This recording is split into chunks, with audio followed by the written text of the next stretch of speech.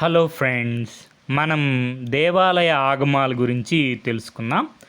ఆగమం అంటే ఏంటంటే మనకి పరంపరగా వస్తున్న జ్ఞానం అన్నమాట. ఆగమంకి మరొక అర్థం చేరడం అని కూడా, భగవంతుని చేరే మార్గాలు సూచించేవే మనకి ఆగమాలు. మనకి ఆగమాల్లో మనకి భగవంతుని ఎలా పూజ చేయాలి, ఎలా ప్రతిష్ఠించాలి, నిత్యము నైమిత్యము కామ్యకము ఉత్సవాలు ఏ విధంగా నిర్వహించాలి, అర్చకుడు చేయాల్సిన అధ్యాయం ఏంటి, నెక్స్ట్ ఉత్సవాలు నిర్వహించే యజమానికి ఉండవలసిన లక్షణాలు, దేవాలయ నిర్మాణం ఎలా ఉండాలి, విగ్రహాల తయారీ ఏ విధంగా చేయాలి, ఆలయ ప్రతిష్ట విగ్రహ ప్రతిష్టాపన కార్యక్రమాలు, దేవతామూర్తులకు జరిగే సేవలు కైంకర్యాలు మొదలైనవన్నీ మనకి తెలియజేసేవే ఆగమ శాస్త్రాలు. మనకి సిలబస్లో 5వ చాప్టర్ చూసుకుంటే దేవాలయ ఆగమాలు. దేవాలయ ఆగమాల్లో వైష్ణవం, శైవం, నెక్స్ట్ మనకి శక్తి ఆరాధన ఉంటుందన్నమాట. వైష్ణవంలో వైకానసం, పంచారాత్రం, చెత్తాద శ్రీ వైష్ణవం ఉంటుంది. శైవంలో స్మార్థం, ఆదిశైవం, వీరశైవం, జంగమ, కాపాలిక, మాతృ మనకి ఆరాధనలో శక్తి ఆరాధనలో శాక్తేయం ఉంటుంది. తర్వాత మనకి వీటిని ప్రచారం చేసిన వివిధ మనకి గురువులు ఉన్నారు. మనకి ఆల్వార్లు వైష్ణవ గురువులు, నాయనార్లు శైవ గురువులు, అద్వైతం ఆదిశంకరాచార్య, రామానుజాచార్యులు విశిష్టాద్వైతం, మాధ్వాచార్యులు ద్వైతం, బసవేశ్వరుడు వీరశైవం అన్నమాట.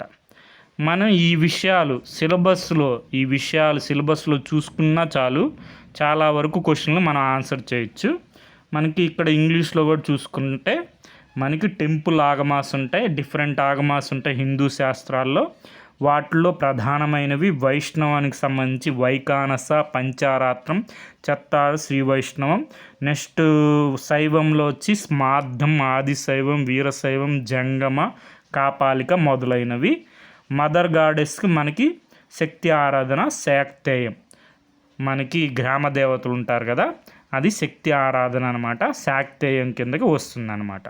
తర్వాత వచ్చి మనకి ఇక్కడ గురువులు చూసుకుంటే మనకి శంకరాచార్యులు వచ్చి ఆది శంకరాచార్యులు అద్వైతం, రామానుజాచార్యులు విశిష్టాద్వైతం, మాధ్వాచార్యులు ఇక్కడ ద్వైతం, బసవేశ్వరుడు మనకి వీరశైవం అన్నమాట. మనకి ఇప్పుడు కొన్ని క్వశ్చన్స్ చూద్దాం. ఇవి మనకి సిలబస్ తెలుగులో ఇంగ్లీష్లో. క్వశ్చన్స్ చూడండి, మనకి స్క్రీనింగ్ టెస్ట్లో మెయిన్స్ ఎగ్జామ్లో అడిగినటువంటి క్వశ్చన్లు అనమాట.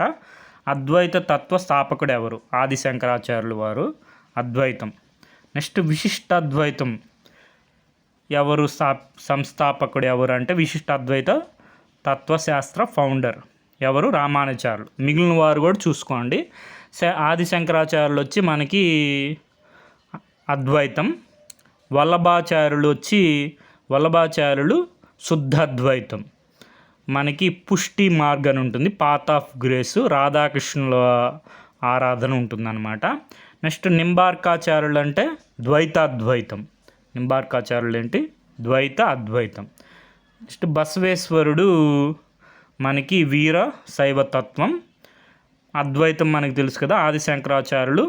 చైతన్య తత్వం అంటే చైతన్య మహాప్రభు ఉంటారు.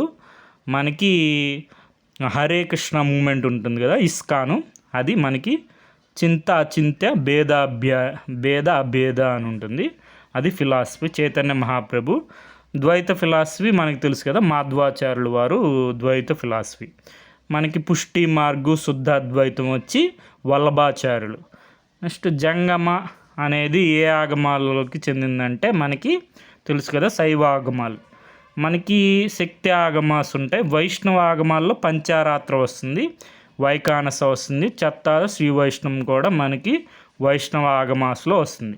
శైవ ఆగమాస్లో మనకి ఆదిశైవం, వీరశైవం, జంగమం, కాపాలిక మొదలైనవన్నీ శైవాగమాస్ కిందకి వస్తాయి. తర్వాత వీరశైవ మతం అనేది ఏ మతానికి కిందకు వస్తుందంటే మనకి శైవ మతానికి వస్తుంది. వైకానస, పంచరాత్రం అనేవి వైష్ణవంకి వస్తుందన్నమాట. తర్వాత వచ్చి నాయనార్స్. మనకి నాయనార్స్ ఎవరికి ఏ సాంప్రదాయానికి చెందినవారంటే శైవ సంప్రదాయానికి చెందినవారు. గుర్తుపెట్టుకోవడానికి నేనైతే ఏ విధంగా గుర్తుపెట్టుకుని త్రినయనాలు కలవాడు, 3 నేత్రాలు కలవాడు, నయనాలు నాయనార్స్ మనకి శైవం అన్నమాట, శివ గురువులు. అదే ఆల్వార్స్ వచ్చి వైష్ణవ గురువులు అనమాట, ఆల్వార్స్. తర్వాత కాపాలిని ఆరాధకులు ఎవరంటే కాపాలికులు. ఇక్కడ కపాలం అంటే మనకి పుర్రె. కాపాలిక శైవంలో కపాల అనే పదానికి అర్థం ఏంటంటే స్కల్, పుర్రె అనమాట. నెక్స్ట్ వైకానస పంచారాత్ర సంప్రదాయాలు ఏ ఆగమానికి చెందినవంటే వైకానస, పంచారాత్ర, చత్తార, శ్రీ వైష్ణవం అనేవి వైష్ణవ ఆగమాలు అన్నమాట. తర్వాత జంగమ అనేది శైవాగమం కిందకు వస్తుంది. మనకి ఇవి నీట్గా నోట్ చేసుకోండి. మనకి టెంపుల్ ఆగమాస్ ఉంటాయి, డిఫరెంట్ ఆగమాస్ హిందూ శాస్త్రాల్లో ఉంటాయి. ఆగమం అంటే మనకి పరంపరగా వస్తున్న జ్ఞానం. వైష్ణవంలో మనకి వైకానస, పంచారాత్రం, చత్తార, శ్రీ వైష్ణవం ఉంటాయి. శైవంలో స్వార్థం, ఆది శైవం, వీరశైవం, జంగమం, కాపాలిక మొదలైనవి ఉంటాయి. మదర్ గాడెస్ మాతృఆరాధనలో, శక్తి ఆరాధనలో శాక్తేయం ఉంటుంది అన్నమాట. తర్వాత మనకి ఆల్వార్స్ ఎవరు? వైష్ణవ గురువులు అనమాట. నయనార్స్, నయనాలు కలవాడు శివుడు, శివ గురువులు అనమాట. వీరశైవం బసవేశ్వరుడు. అద్వైతం వచ్చి మనకి ఆదిశంకరాచార్యులు. తర్వాత వచ్చి విశిష్టాద్వైతం వచ్చి రామానుజాచార్యులు. ద్వైతం వచ్చి మధ్వాచార్యులు. ద్వైతాద్వైతం వచ్చి నింబార్కాచార్యులు. శుద్ధాద్వైతం, నెక్స్ట్ పుష్టి మార్గం రాధాకృష్ణ, ఇవన్నీ మనకి వల్లభాచార్యులు అనమాట. వల్లభాచార్యులు మనకి సంబంధించిన వాళ్ళే, శ్రీకృష్ణదేవరాయలకి సమకాలికులు. అచింత్య భేద అభేద మనకి చైతన్య మహాప్రభు, హరే కృష్ణ మూమెంట్, ఇస్కాన్ ఉంది కదా అది. తర్వాత మనకి ఇప్పుడు ఆగమాల గురించి చూద్దాం. మనకి అత్యంత ప్రసిద్ధి చెందిన తిరుమల ఆలయంలో ఏ సాంప్రదాయం ప్రకారం పూజలు నిర్వహిస్తారంటే వైకానస సంప్రదాయం ప్రకారం. చాలా వరకు వైష్ణవ ఆలయాల్లో మనకి పంచారాత్ర సంప్రదాయం ఉంటుంది, కానీ మన తిరుమల తిరుపతి దేవస్థానంలో వైకానస సాంప్రదాయం ఉంటుందన్నమాట. తర్వాత వైకానస కల్పసూత్రాల్లో ఎన్ని ప్రశ్నలు ఉన్నాయి? వైకానస కల్పసూత్రంలో 4 భాగాలు ఉంటాయి, 32 ప్రశ్నలు ఉంటాయి. మనకి వైష్ణవ సంప్రదాయంలో ఎతులు దేని ధరించాలనే సంప్రదాయం ఉంటుంది, త్రిదండం ధరిస్తారు వాళ్ళు. తర్వాత వచ్చి తిరుమల తిరుపతి దేవస్థానంలో మనకి ఏ ఆగమం అనుసరించి ఉత్సవాలు జరుపుతారంటే వైకానస. మనకి తైత్తరీయ ఉపనిషత్తు ఏ వేదానికి సంబంధించిందంటే కృష్ణ యజుర్వేదం. ఇదంతా ఒకే కాన్సెప్ట్. మనకి చూద్దాం. ఆగమ ట్రెడిషన్లో మనకి నిగమాసు, ఆగమాసు అని ఉంటాయి. నిగమాసులో మనకి వేదాలకు సంబంధించిన మాత్రమే ఉంటాయి. ఆగమాల్లో వేదాలతో పాటు మంత్రశాస్త్రం కూడా ఉంటుందన్నమాట. ఆగమ అంటే that which has come down, మనకి వచ్చినది, పరంపరగా వస్తున్న జ్ఞానం అన్నమాట ఆగమం. మనకి నిత్య పూజ ఉంటుంది, ప్రతిరోజు చేసే పూజలు ఉంటాయి. నైమిత్తిక పూజలు అంటే అకేషనల్ వర్షిప్స్, మనకి పండుగలకి అప్పుడు చేసామన్నమాట. ఇష్ట పూజస్ అంటే కామ్యక, మనకి కోరికలు తీరడానికి మనం చేసేటువంటి ఇష్ట పూజాస్ ఉంటాయి. మనకి డ్యూటీస్, మనకి దక్షిణాచారాస్ ఉంటాయి, వామనాచారాస్ ఉంటాయి. మనకి దక్షిణాచారాస్ అనేవి మనకి వేదాల నుంచి వచ్చినవి. వామనాచారాస్ అంటే మనకి వేరే వివిధమైనటువంటి మూలాల నుంచి వచ్చినాయి. మనకి యానిమల్ సాక్రిఫైస్, జంతు బలులు, శుద్ర దేవతలు, ఇవన్నీ వామనాచారాస్లో ఉంటాయన్నమాట. ఇవి వేదాల్లో చెప్పలేదు. తర్వాత మనకి ఆగమాస్ చెప్పుకున్నాం కదా, ఆగమాసు నిగమాసు ఉంటాయి. ఆగమాసులో ఏంటంటే మనకి సకార అంటే విత్ ఐడల్స్తో మనకి విగ్రహారాధన ఉంటుందన్నమాట. నెక్స్ట్ నిగమాస్లో వేదాల ప్రకారం ఉంటుంది. వేదాల్లో ఏంటంటే వితౌట్ ఐడియల్ వర్షిప్, అంటే విగ్రహారాధన ఉండదు, నిరాకార రూపంలో ఉంటుంది. యజ్ఞాలు ఉంటాయన్నమాట నిగమాస్లో. మనకి ఆగమాసులో మనకి చెప్పుకున్నాం కదా, వైష్ణవ ఆగమాస్ ఉంటాయి, శక్తి ఆగమాస్ ఉంటాయి, శైవ ఆగమాస్ ఉంటాయి. వైష్ణవ ఆగమాసులో మనకి వైకానస, చెత్తాడు శ్రీ వైష్ణవం, పంచారాత్రం ఉంటాయి. శైవ ఆగమాసులో ఆదిశైవం, వీరశైవం, కాపాలిక, జంగమ ఇవన్నీ మనకి శైవ ఆగమాసు. నెక్స్ట్ మనకి 18 కల్ప సూత్రాలు ఉన్నాయి వేద సంప్రదాయాల ప్రకారం. దాంట్లో వైకానస కల్ప సూత్రంలో 4 భాగాలు ఉంటాయి, 32 ప్రశ్నలు ఉంటాయి. మనకి వైకానస ఆగమాస్ అనేవి మనకి వైకానస మహర్షికి వికానసుడు అని కూడా అంటారు. ఈ మహర్షి మనకి విష్ణువే చెప్తారనమాట వైకానస ఆగమాన్ని. ఈ పంచారాత్ర ఆగమానికి మనకి గరుత్మంతులు వారికి విష్ణువు 5 రాత్రుల్లో చెప్తారు. అందుకే పంచారాత్ర 5 రాత్రులు.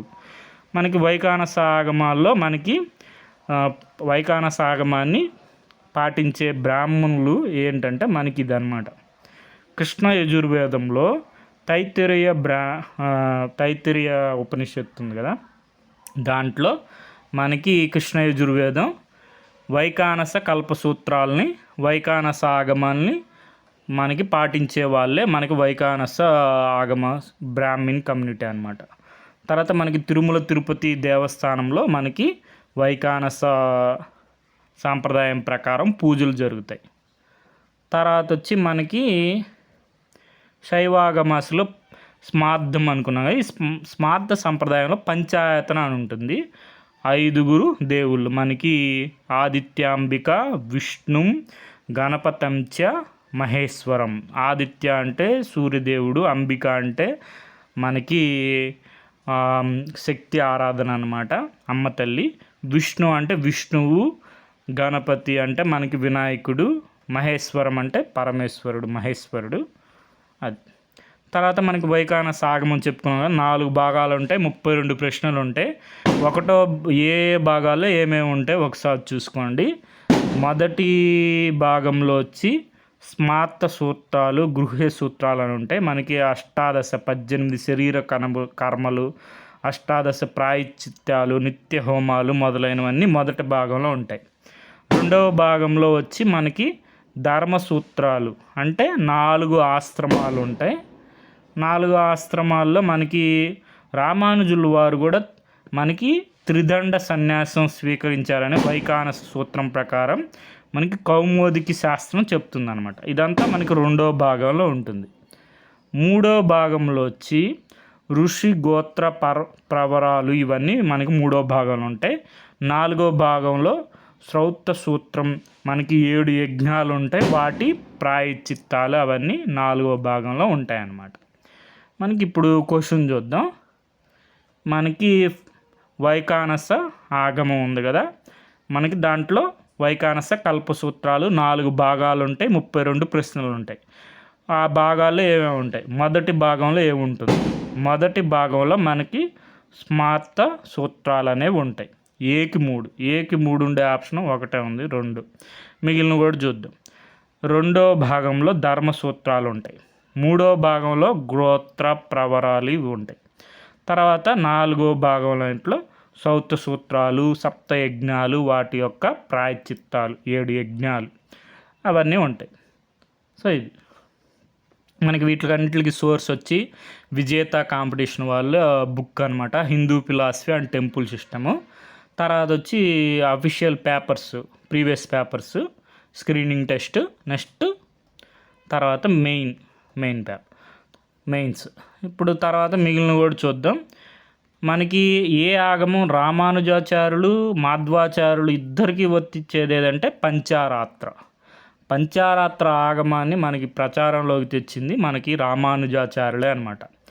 పంచారాత్ర ఆగమాన్ని ప్రాచుర్యంలోకి తెచ్చింది ఎవరు? రామానుజాచార్యులు. వైష్ణవాలయాల్లో అన్నింటిలో చాలా వరకు రామానుజాచార్యులు పంచారాత్ర ఆగమాన్ని మనకి పాటించేటట్లు చేశారు. మనకి తిరుమల తిరుపతి దేవస్థానంలో మాత్రం వైకానస ఆగమం ప్రకారం జరుగుతూ ఉంటాయి. మనకి పంచారాత్ర ఆగమాన్ని వ్యాప్తిలోకి తెచ్చింది రామానుజాచార్యులు. ఈ పంచారాత్ర ఆగమం గురించి మనకి శుక్ల యజుర్వేదంలో శతపథ బ్రాహ్మణంలో 12వ సర్గంలో ఉంటుందన్నమాట. శతపథ బ్రాహ్మణం శుక్ల యజుర్వేదం పంచారాత్రం అయితే. అదే మనకి పంచారాత్రం కాకుండా వైఖానస అయితే కృష్ణ యజుర్వేదంలో ఉంటుంది. కృష్ణ యజుర్వేదంలో ఉంటుంది తైత్తురేయ బ్రాహ్మణం.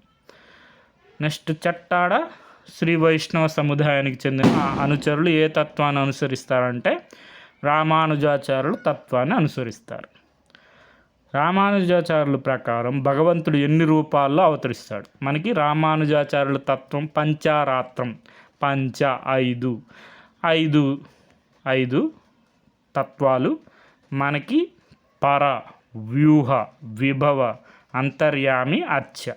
అంతర్యామి అంటే అందరిలో ఉండేటువంటి వాడు. మనకి పర, వ్యూహ, విభవ, అంతర్యామ, అర్చ పంచారాత్రం. తర్వాత వచ్చి మనకి ఏ ఆలయాల్లో ఇది పాటిస్తారంటే తిరుచానూరు పద్మావతి అమ్మవారి ఆలయంలో, యాదగిరిగుట్ట నరసింహాలయంలో, భద్రాచల శ్రీరామాలయంలో, ఇలా శ్రీరంగం, తర్వాత అహోబిలం ఆలయాల్లో, కడప దేవుని కడప ఆలయంలో మనకి పానకాల స్వామి ఉంటారు, అక్కడ కూడా మనకి పంచారాత్రం. చాలా వరకు వైష్ణవాలయాల్లో పాటించేటువంటి సంప్రదాయం పంచారాత్రం అన్నమాట. తిరుమల తిరుపతి దేవస్థానంలో పాటించేది మాత్రం వైఖానస. తర్వాత గ్రామ దేవతలు మనకి ఏ సంప్రదాయానికి చెందుతాయంటే శాక్తేయ, శక్తి ఆరాధన శాక్తేయ సంప్రదాయం. Okay friends, thank you for watching.